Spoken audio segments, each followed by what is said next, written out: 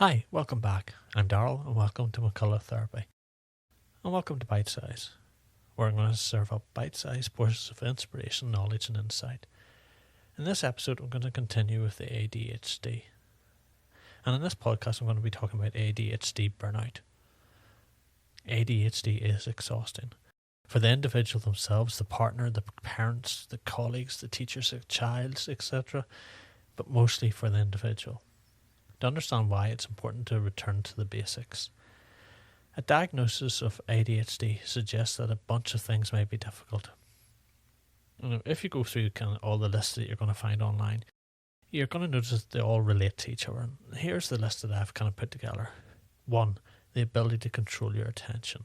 2. The ability to stay focused on something that isn't interesting. And I kind of looked at that in the last podcast. Number 3, the ability to shift away from something that is interesting.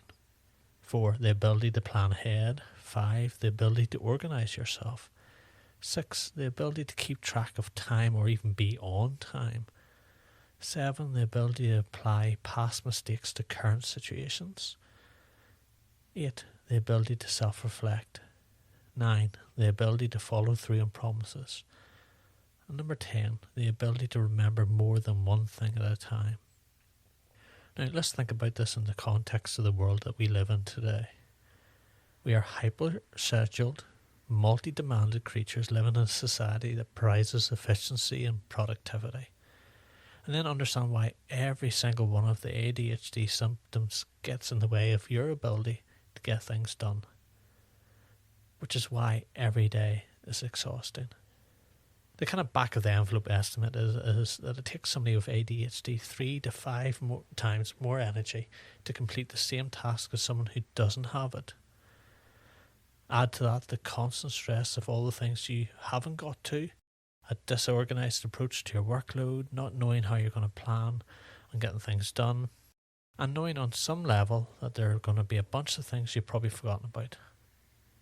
It feels like a never-ending stream of unfinished, open-ended business with no reprieve in sight.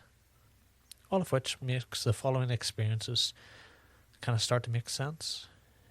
Number 1, burnout, aka I am exhausted and I can't do this anymore. Or how about anxiety, aka I am so stressed and I can't stop worrying. Or how about depression, aka I feel so hopeless and helpless about everything.